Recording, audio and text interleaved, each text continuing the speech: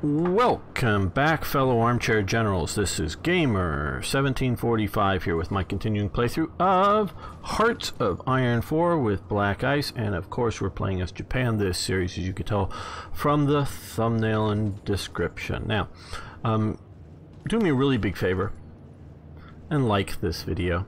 Just... oh, it was Arno, sorry, yeah. You're right. Got interrupted by the chat, as you can see on the left side of your screen. Little bit of a delay between what I say and the chat, and I know that. And hello, Horde Eland. Good. Oh, you missed a whole lot of fun stuff going on. So, like, as you can sort of tell, this episode is made live on Twitch, so you can follow me over on Twitch, and I have a more or less 7 a.m.-ish, though it was almost 8 a.m. my time today, California time, Saturdays. You can figure out where you are in the world and figure out the time thing to come and join us live, and love to have you there. But like I was saying, just take that moment to like this video. It really helps both me and you. Helps you by telling the YouTube algorithm the type of videos you want to see, not just because you watched it but you liked it. And it helps me just, the more people like a video, the more the YouTube algorithm thinks it should show it to other people. So really appreciate it if you do that. Oh, and hey, if you sort of like this kind of stuff, subscribe to the channel. We do a lot of good videos here. Okay, well, let's get into this episode. As you can see, we are pushing, well, fairly deep into India. And look at that, fairly deep as in historically. Okay, the Yamato-class battleship. The Naval Construction Bureau has finished the development of the Yamato-class battleship. The Yamato-class consisted of the heaviest battleships ever created, representing the peak of battleship design, with a total displacement of nearly 72,000 tons. The IJN, the Imperial Japanese Navy, Yamato, and the IJN Musashi were designated to be the pride and might of the Imperial Japanese Navy under the Peace Goddess Plan. Each ship carried 9 460mm naval guns, basically 18-inch naval guns. The largest naval artillery fitted to a warship. The 2 battleships of the class were completed, while a third, Shinano, was converted to an aircraft carrier during construction, as the naval aviation was more prioritized than heavy battleships. Yeah, I'm not entirely doubting that, but I wonder how much that might also be, well, because I don't know the dates. Whether Japan was still worried about London or Washington naval treaty limitations. Probably not. I'm not sure. And mentioning that, as I've talked about before, the Japanese Navy was a Mahanian Navy, and it was all the naval officers read the influence of sea power on history. I'm probably butchering the title a little bit, but it's often shorted into Influence, by Alfred Thayer Mahan, the American naval captain and theorist. Of course, the American Navy was also, and to some degree still is, a Mahanian Navy. So they very much looked at and planned all of their strategies based around Mahan's strategies. And so leading up to World War II, they really believed that there was going to be a U.S. naval response to a Japanese war, and that Navy was going to start out somewhere here and move across the Pacific, maybe taking a few islands, but moving to Japan. And once it got near Japan, or somewhere along the way, they were going to use some naval air power and submarines to sort of weaken the fleet a little bit as it came in. Then once it gets near enough to Japan, then the Japanese fleet was going to come out and battle it and sink it. And that's what they thought. They thought carriers would be part of it, but not. The main thing was still going to be the battleships. Now, wish I had a nice picture here for this event, but they don't. But we can sort of kind of say, so they thought the main danger to a battleship, and then again, by the time you get Yamamoto, who is definitely in the carrier group. But the controlling leadership elements of Japanese Navy up until the end were battleship officers and believed in battleship primacy, meaning the Japanese, or the prime winning naval battle ship was going to be the battleship. Notice I paused between the two and the other one. They really thought that. Now, they were worried that if you were to put, and they did understand very clearly before the war starts with any other naval power, that battleships without air coverage were very, very vulnerable. They knew, because they go out and sink the Prince of Wales and Repulse. At sea, they obviously at harbor and surprise attack sink which did, even though the carriers were out at sea. Pearl Harbor had 200 or 300 American Air Force aircraft, and a bunch of them were pretty good fighters. The 2 fighters that the Americans get up during the Pearl Harbor air attack, I think, shoot down 8 aircraft. Now, that doesn't mean they've shot down 8 top-of-the-line ace pilot zeros. No, they could be shooting down torpedo bombers and regular bombers, you know, okay aircraft, but not super maneuverable. I think they're P-40s, the 2 that get up. But they're able to destroy the Air Force on the ground. So, you know, but they realized that had that Air Force been airborne, even with the inexperienced American pilots, their attack isn't going to be that overly successful. And if we see 2 aircraft killing 8 enemy aircraft, yeah, probably you're going to get some hits on some battleships, just because some will make it through, but their air arm would have been devastated had they been able to get up in the air. So had the, you know, okay, Japan loses World War II the minute it attacks Pearl Harbor. Not because it didn't sink enough ships. If it sunk every single ship in Pearl Harbor, they were still going to lose it, because they attacked Pearl Harbor without a clear and well understood declaration of war. Now, of course, Japan traditionally hadn't done that in the past. They normally had surprise attacked. And though this time they did plan sort of kind of a simultaneous declaration of war and an attack, but because it was a super long message detailing all of the reasons, and didn't quite actually, my understanding, if I know it, I haven't read it in detail, but didn't quite declare war, but it's more of like, you know, we're breaking off, you know, if you know, since we haven't been able to come to an agreement over allowing trade with America, because that's all the dispute was over, was America's not trading with Japan. It wasn't America trying to stop Britain or the Dutch or the Soviets or the Germans trading with Japan. They were only stopping American trading with Japan. That's what they attacked America over. You know, America wasn't allowed under Japanese thought to determine its own trade policies. So they decided to go to war. And it's sort of like, well, since you know, haven't come to our agreement, these are going to, you know, they sort of kind of, I don't know how they say it, but euphemistically say, you know, this is going to mean war or something like this, without a clear, in my understanding, clear declaration of war. But of course that comes afterwards, because it's this long document that they send in their secret code. Now, of course, the Americans are reading that code at the same time, and since it doesn't use any code words within it, meaning it's a substitution code, but Americans often were able to read the Japanese code, but the Japanese still used codes within the code, meaning they wouldn't say, oh, well, we're going to be attacking Guam. They would say, we're going to be attacking target AF or something like that. Well, which is AF? Now, sometimes they figure out AF stands for, which famously does stand for Midway, but you know, so once they figure out that AF, and then they break the code and figure out, okay, well, AF is Midway. I think this is Wake. Okay, it's one of these islands out here, Midway. you know, once they do that. So, and they're used a lot of different various code phrases within their code. So even though they break the code at times, and then the Japanese do change some of the stuff, this was all in sort of plain language, but encoded. So we're reading it, we get it actually decoded before the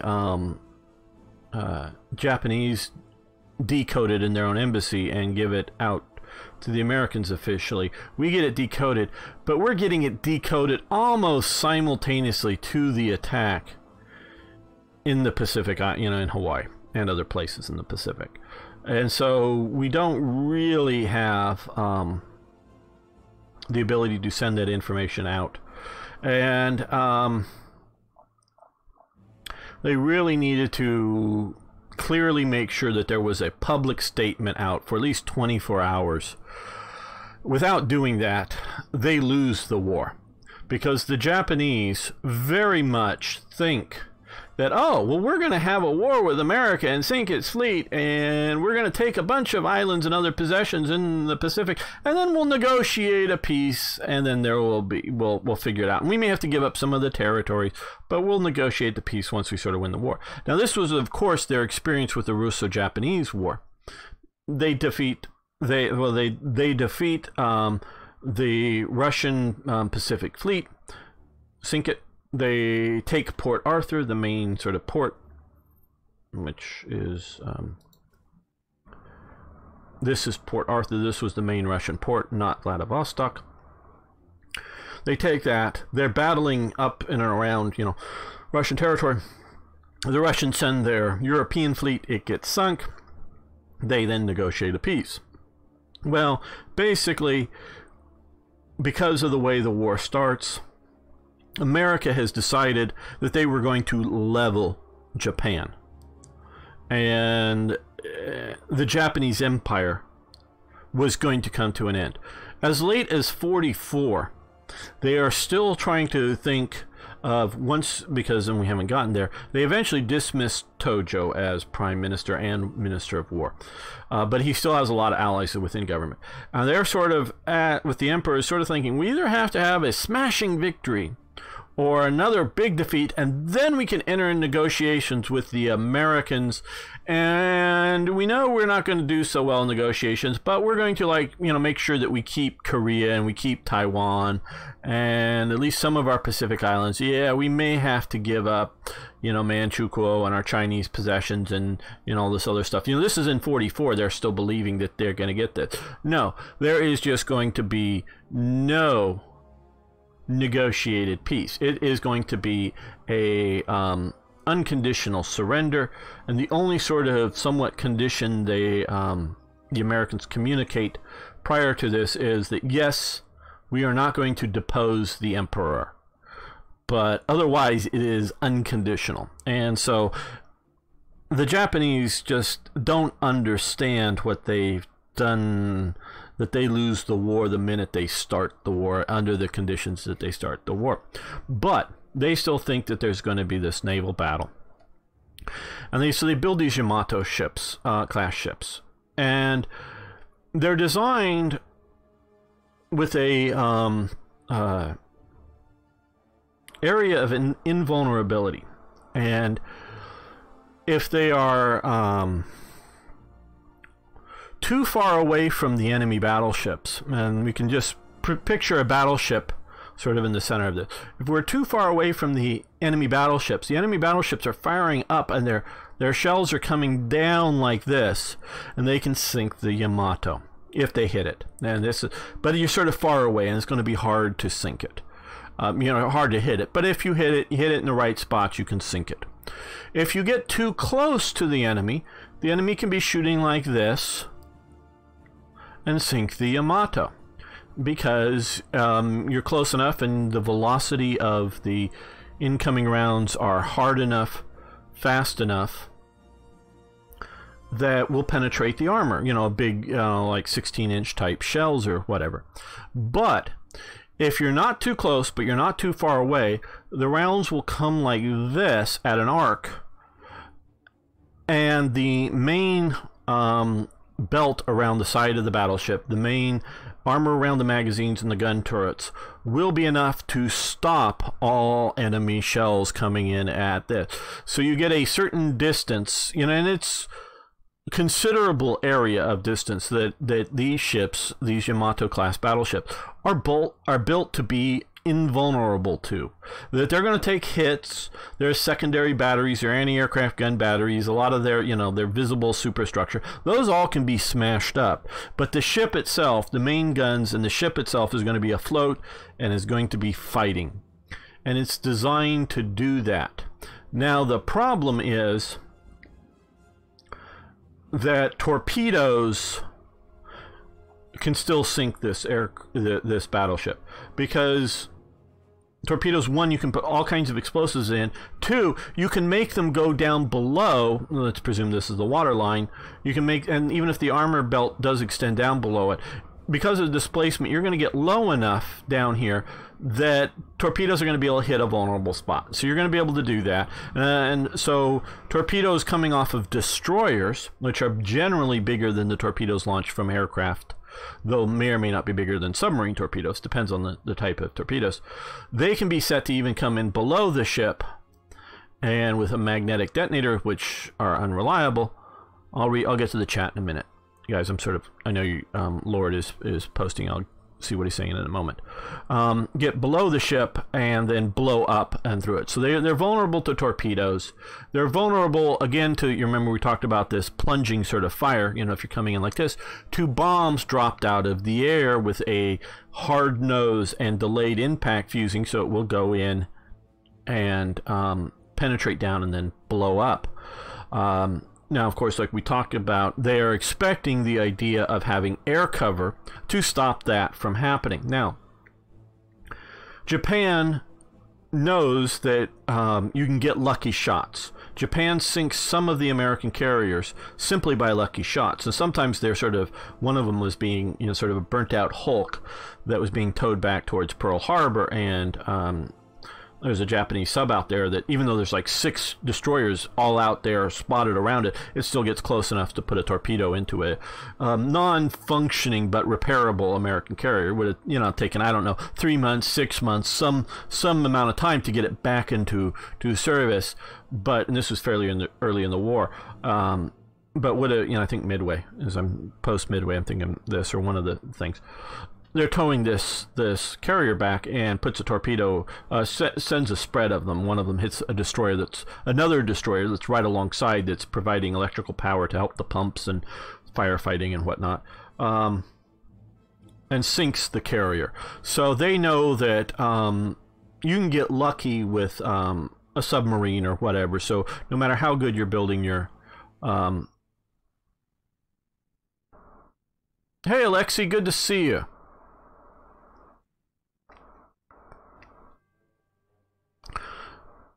So they don't want to just waste their big battleships in a small action that may not decide anything, because they want to have these big battleships, more than just the Yamato and Musashi, but their big battleships go into the decision-making battle that sinks the enemy fleet. So they don't want to send the Yamato or Musashi just to shell bombard, oh, I don't know, in Guadalcanal or something like this, because maybe some PT torpedo boats will come out and get lucky and sink it. So they don't want to waste it on that. But also, and it's something like the Yamato uses as much fuel oil as it goes along as 20 destroyers, if I have that correct, but it's something like that. I got this from reading Japanese Destroyer Captain book. That's the title, Japanese Destroyer Captain, by Captain Hara. I think it's like 20 destroyers or something that, you know, per hour, the amount of fuel oil the Yamato and the Musashi each use. And so these are hugely expensive for Japan to use for just moving these things around. So these two battleships, because they're so costly, and they're, you know, they want to use them in a decisive way. So that's part, like I say, part of the reason why they keep them in port all the time. But the other part is they just use up too much fuel. And when the Yamato is finally sent on its death ride for Okinawa, is it, or is it Saipan, or one of them?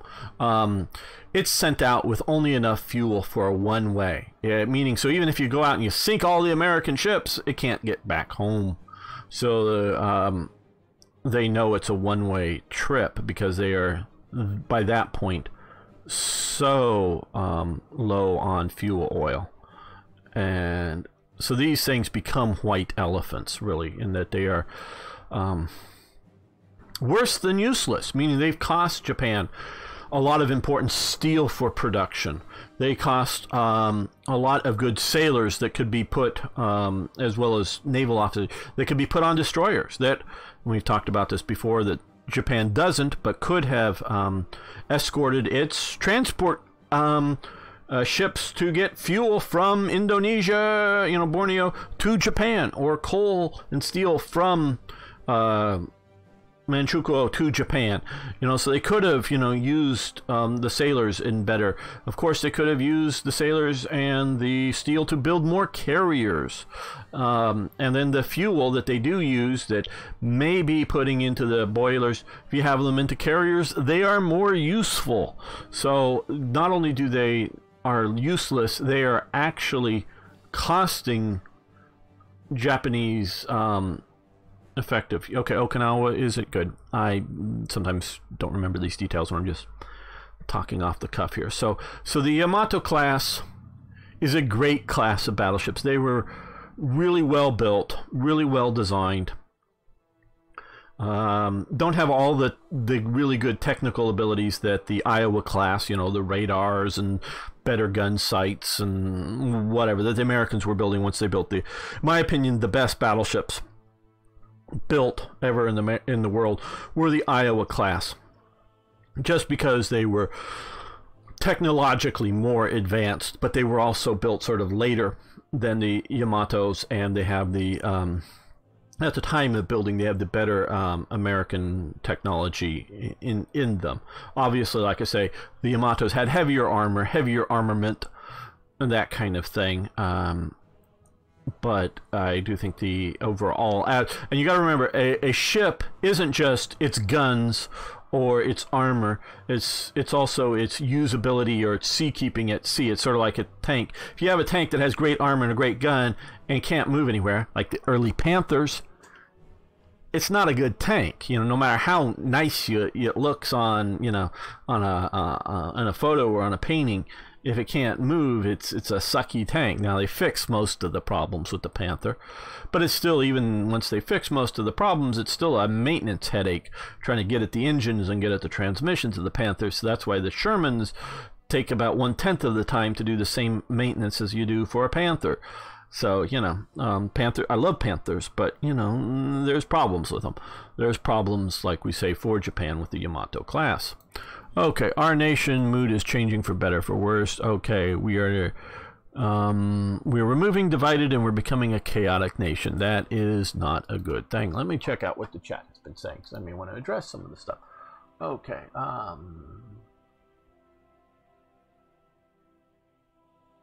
yes, you're right, Lord, about the optimistic. Well, Barbarossa is best discussed with Django if he's around, because he has been reading the really good books on it. He can tell you the name of the author and the books.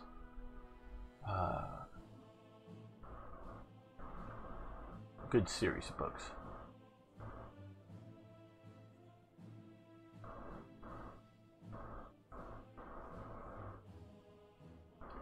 Yeah, I understand what you're saying with Alexei, with what is a division, but a division is, generally speaking, somewhere between 10 and 15,000 men. But you're right, it can be a very small. Yeah, and you're right. The Soviet divisions were all often what in the West we would call a brigade.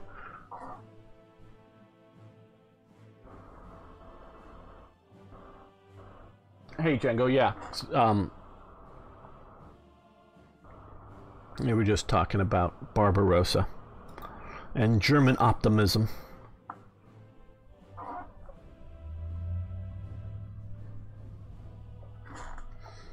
Okay, well, let's continue pushing into India. Come on, come on, come on, come on. Get up here, get up here. There we go.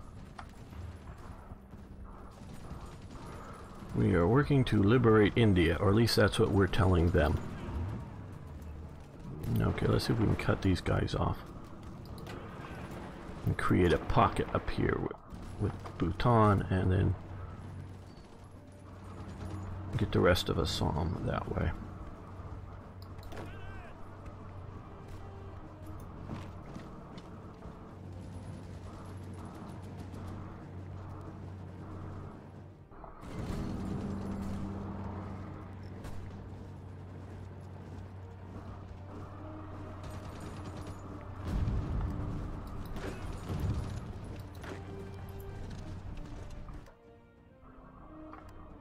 And how are we doing out here in the South Pacific? Okay, well, we've got their air base. Good. Now you come up there.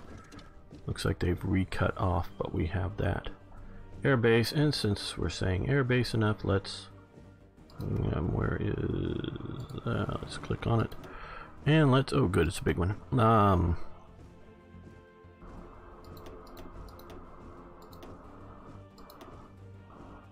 Put down, and we're running low on these, but we're gonna get some of the zeros out there.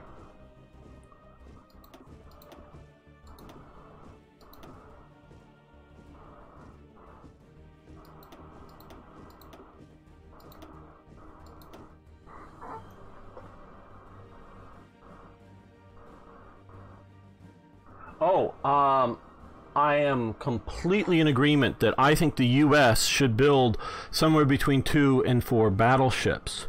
They should take in modern design improvements over the old Iowa-class, you know, kind of angling, you know, structures to be lower, because America has done some test ships that are, you know, super stealthy for ships, but you can still do a lot of stuff, and they should have big guns on them. 16-inch sounds about right. Should have some big guns on them, because those are still very hard to intercept effectively enough to keep them from hitting their target, whether it be another ship or be a ground target.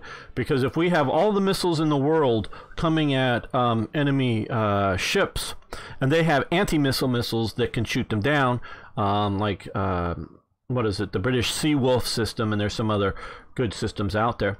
So if they're able to shoot all of our missiles down, and most of the, if you notice, most of the U.S. Navy ships are very, very limited on guns because they have gone over to missiles. And missiles, the 70s, 80s, and 90s were the main thing, but anti-missile technology is getting better and better. Having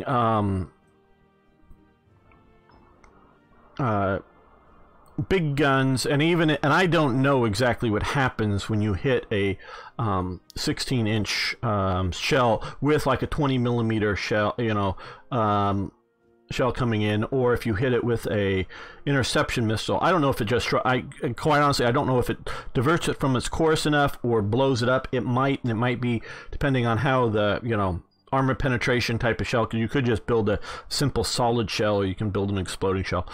I don't know whether it's going to affect it like that, but I know it's going to be harder to hit, and if you're shooting 9 of them at once, you know, in one volley, you've got to hit all 9 of them, or some of them are going to hit you. So it's going to be very hard to hit, very hard to dissuade. So even on surface warfare combat, you know, at sea, the battleships are going to still have a place, in my opinion, and for shore support for those exact same reasons. In the littorals, in the, you know, 20 miles coastally, a great portion of the world's population lives, so that we can bombard and support naval invasions and that type of thing very effectively. Would be good. And if you build, and you can do it right, you can build a battleship to take a lot of impacts and hit, like I was just talking about the Yamato-class, where you can't build a carrier that way, because a carrier has to have big inside open spots to have, you know, aircraft move around in them. And, you know, so you can build an aircraft carrier, and I know the U.S. does, to have watertight compartments and have damage control systems and all this stuff to minimize a certain amount of damage. But you can do that too, but also just more armor. That is also another area.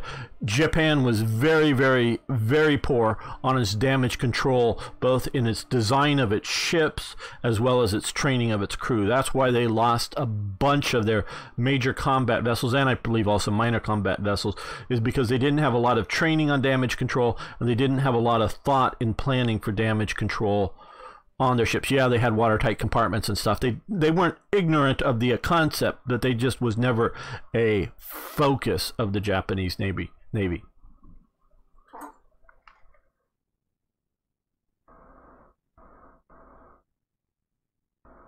No, I've not watched those videos.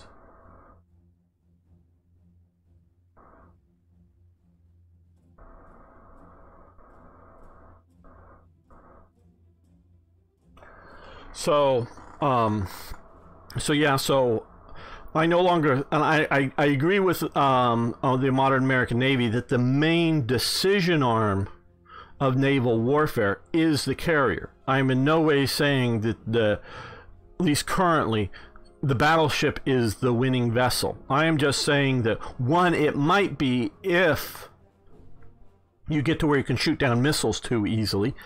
You know, if, say, the enemy gets, whoever the enemy might be, but gets a lot of energy weapons, you know, laser beam types and particle beams and whatever else, and can shoot down missiles fast, say, I don't know that you're going to, you know, you have near solid shot or, you know, heavily armored 16-inch shells that do still blow up at some point, you know, because you can have it pretty solid and have it blow up airburst shells for, like, you know, you're attacking the enemy shore, enemy missile batteries, you know, that are sort of exposed, and you want, you know, send out large fragments and do all that kind of stuff, but you still may make them so that they are invulnerable or less vulnerable to energy weapons that are being developed. They're also developing railguns. Railguns may be able to put up enough, fast enough objects to take out missiles. In the future, they're not there yet, but if you build a battleship and you build it so that it can, at least its electronics and its missile batteries as they go along can be improved, you know, it's hard, once you get the basics of a modern main, you know, guns on the battleship, they're sort of done. You just improve the targeting systems for them, you know, to more precisely target. And of course you can do the, like, Excalibur type artillery rounds, and no, those have got to be more vulnerable, but they're still moving very fast, that have their own guidance on board them. So there is a lot of reasons that maybe someday, if aircraft become less important, the battleship may take over primacy again. But right now it's not, and I totally agree it's not now. But it as a support vessel, because if nothing else, you put a lot of these anti-air missiles on them, a lot of these, you know, right now they're the phalanx Sea-Whiz for the U.S. vessels, but you can use other, you know, Gatling gun and other sort of fast shooting guns to shoot down incoming missiles. And if you ever develop energy weapons, you can have the large volume on board of a battleship to build in energy power plants or whatever to you know, have enough energy to shoot stuff out, and they can escort the battleship. So they would be a good idea for long-term planning to rebuild or, you know, some battleship kind of thing. So I'm fully there with you. It's, you know, that is where I am with that.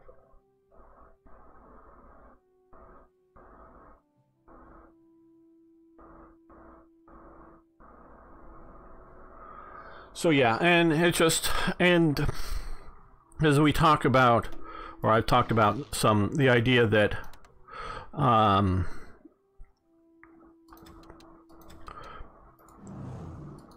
a lot of nations can have carriers and can have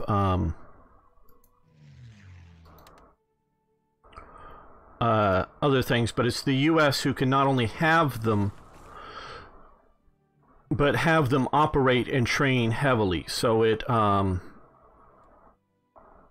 is, you know, something that most nations can't do.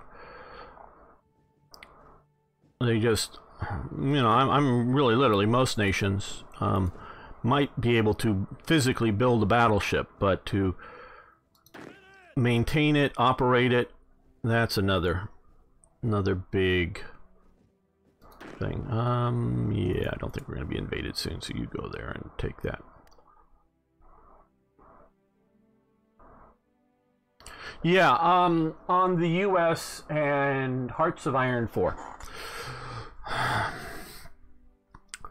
Trust me, and I can't legally say how I know all the stuff that I know. But I know, and they've said enough out there, and so what I'm saying is repeating or paraphrasing what they've already said in public. So don't think I'm giving you anything, and so not, because I'm still under an NDA when it comes to elements of stuff that either unreleased or just their sort of developmental process of Hearts of Iron 4. Where most YouTubers, well, I mean, you do have Daniel, who is, of course, a Paradox employee and primary Hearts of Iron 4 beta tester out there, who has his own YouTube channel and a lot more viewers than I do. So yeah, there are other YouTubers out there that have more, and he has more knowledge than I do. I just know that for a fact. But I do have more than most YouTubers out there on inside knowledge. They know the U.S. They look at the U.S. as sort of like the final boss monster on a level. And the whole, this whole thing here is designed to determine when the U.S. gets into the war. Obviously, there's other effects that they use, and then other effects that other modders use for world tension.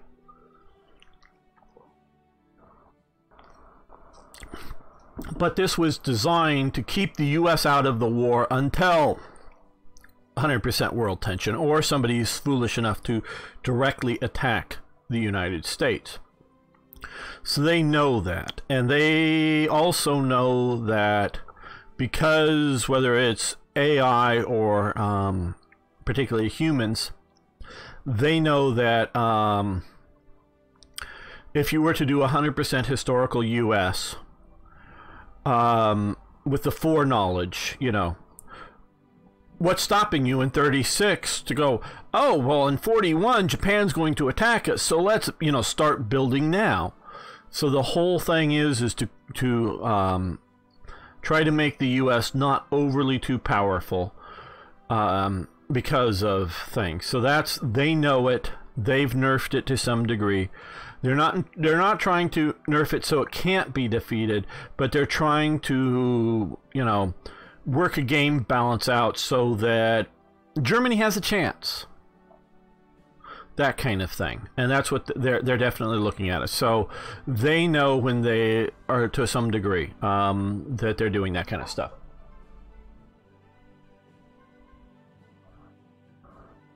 No phalanx anymore?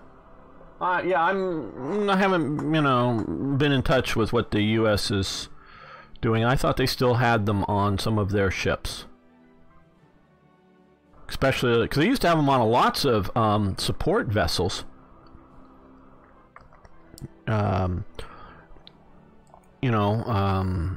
Just transports and those, you know, fleet auxiliary vessels and all that kind of stuff. Phalanxes were at one time put everywhere, just to do that. But like I say, I'm a little bit out of touch with some of that. Okay, and we've broken out here. Can we move here? Yes. Good. Let's move towards Calcutta, but not completely too fast. Make sure that we secure our flanks in doing so.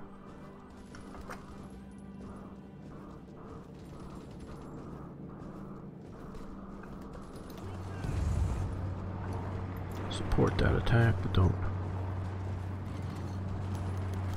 And we've got an ace pilot promoted. .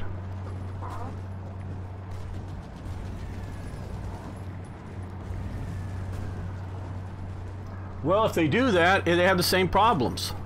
Because if you have a human player play America, what's the point of a game that America always wins? It just, do they win in 38 or 39? And just like, oh, those Nazis are going to be bad, let's go get them now. That's sort of the point.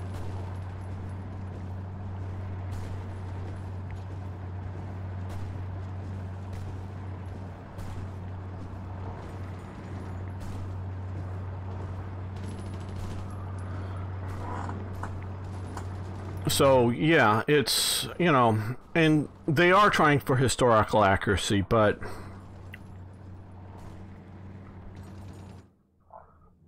and they're putting more of it in than Hearts of Iron 4. Well, let's start a spoiling attack here to pin these guys here while they cross that river. I know they're going to lose, but the point is to keep them from moving. Keep them from advancing. And we can't just focus on India. The Americans have been taking away our islands. No new advances, or so it looks.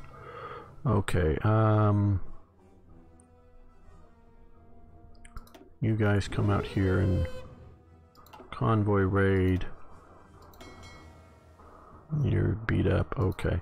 How are our fleets here? Okay, yeah,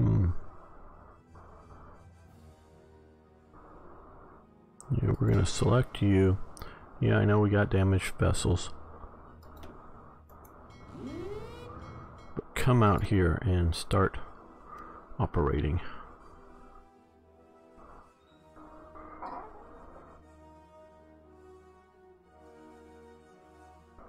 Yeah, there are.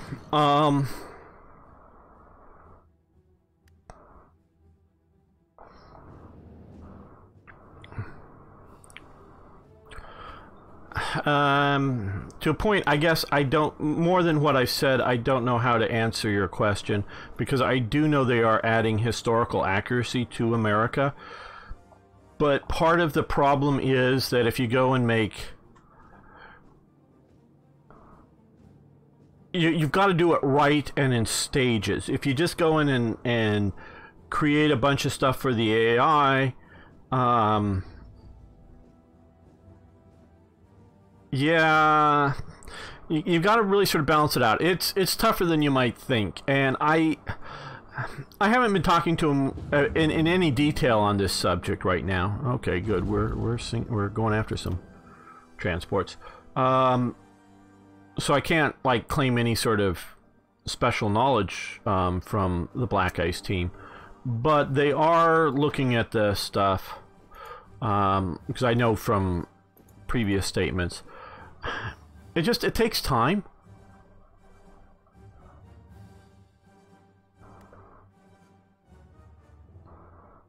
And you want to have it playable and whatnot in the meantime until, you know, till they're done with everything. Okay, looks like we have another air base here. Oh good, we've gotten a few more fighters.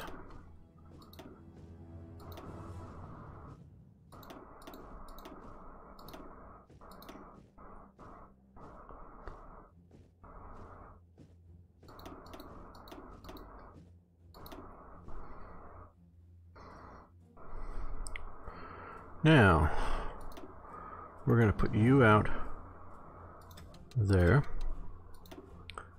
You here, going after ships. You here, going after ships. Because it doesn't look like we're getting much. Now, how are you guys operating? Okay, doesn't look like we're getting much. Well, we do have this ground operation here. So,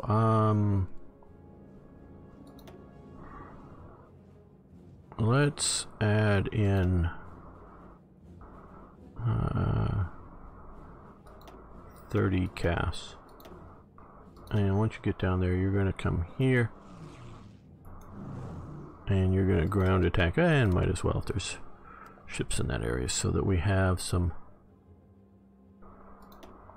more ground attack if we go after the Australians, the Anzacs, whatever they are there. And we've lost a submarine there.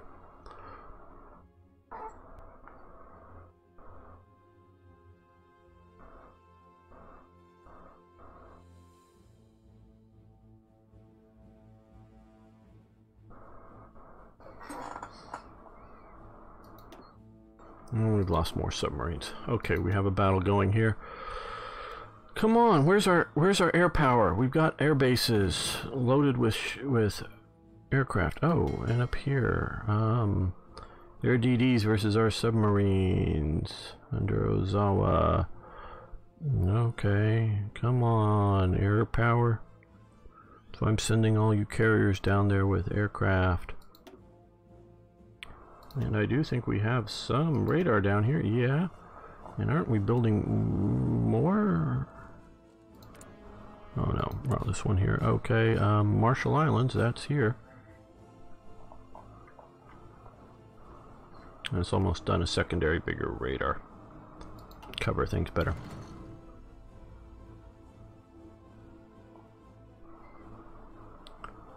What did we battle up here? Ooh, that was a good one. Good one. 2 heavy cruisers, 2 CVs, and 2 aircraft. So we've taken out the Yorktown and the Ranger are sunk. 2 early aircraft carriers are down for a loss of only 1 destroyer. That was a good move.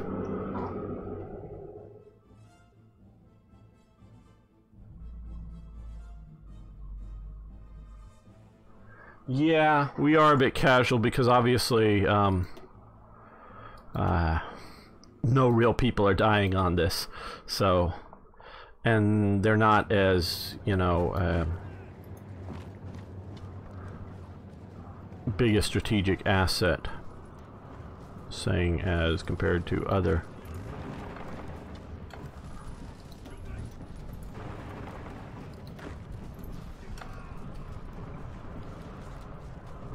Other assets. Okay, you guys join that fight. You come down this way. You come down this way. No, this way. No, actually you were right. You come down. No, yeah, you come right there. And you guys drive for Calcutta. Because if you get there, and even if you're pocketed, you got a port, and I can send in both supplies and more troops to the port. And seeing that would go there.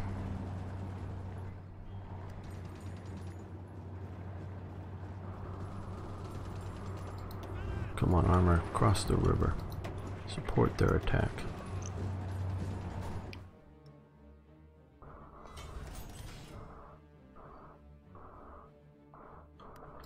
Uh-oh, okay. Ernest King. Now, Ernest King was in charge of the Navy in Washington, not leading any fleets in this war. They've got 2 carriers. We've got 1, it's going in there with all this stuff. This is the Hoshu under Yamamoto, but we should have more air power. Come on, people, we've got our air bases loaded down. Get into the action. And we also have more army, more ground equipment building. Okay, well, let's improve to better mountain warfare equipment. That's almost a no-brainer. And well, we got 4 more. I want more zeros to control the skies.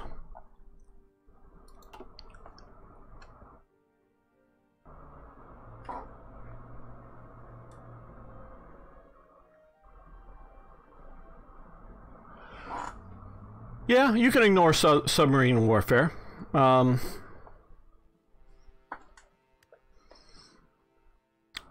think submarines are somewhat underpowered in this game as it is now. I think it's too easy for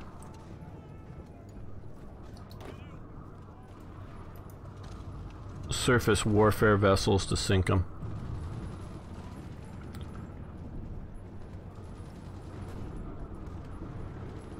But that's just me. I'm not sure that I'm right.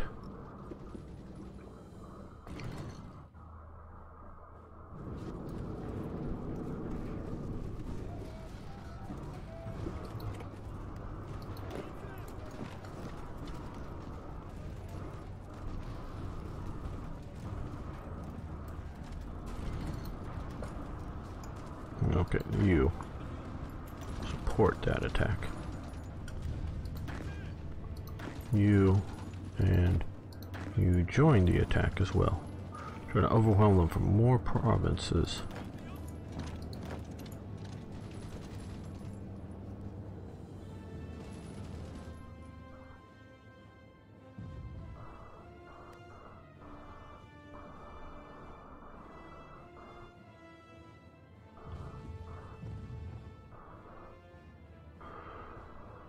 Yeah, as Django's pointing out with his study, the U.S. just outproduces everybody. I'm not saying it's that way today, but back in the, you know, the period,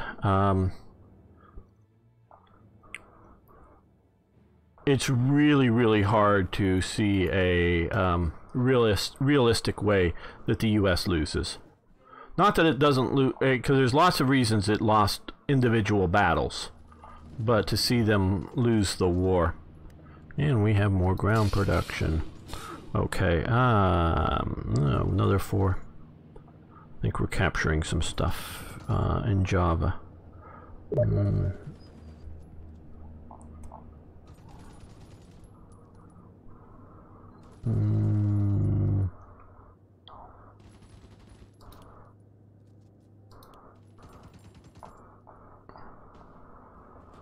Let's see, yeah. And, well, we all know how much I like these guys. And I know we're going into the black, but yeah.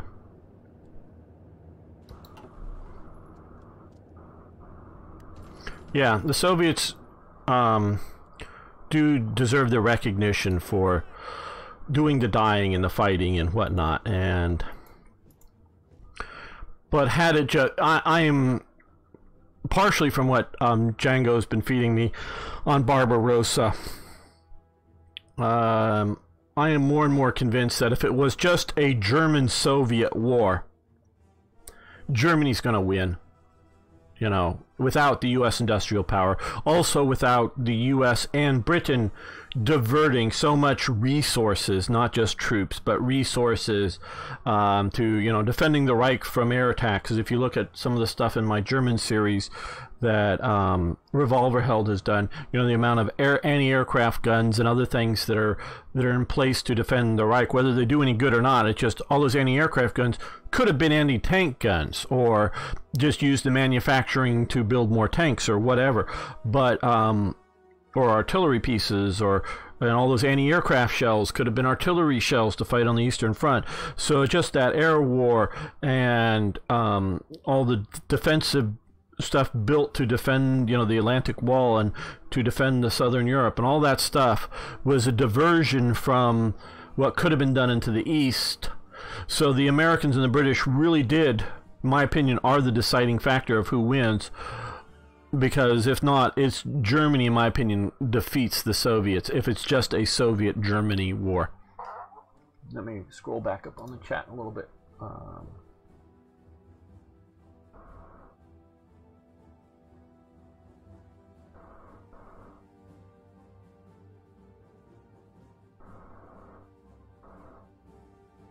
Yes, like I say, like what you're saying, it was as close as it was, even with all of that.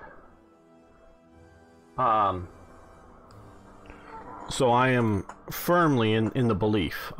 You can shake my belief if you give me other good facts. I'm not, you know, shall we say, use the term religious about it, meaning I'm going, you know, without any factual basis or willing to change my mind. I am very willing to change my mind, but currently it's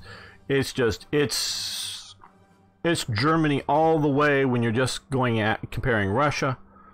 But if you are looking at anything more, I guess we might as well clean up a little bit more of this.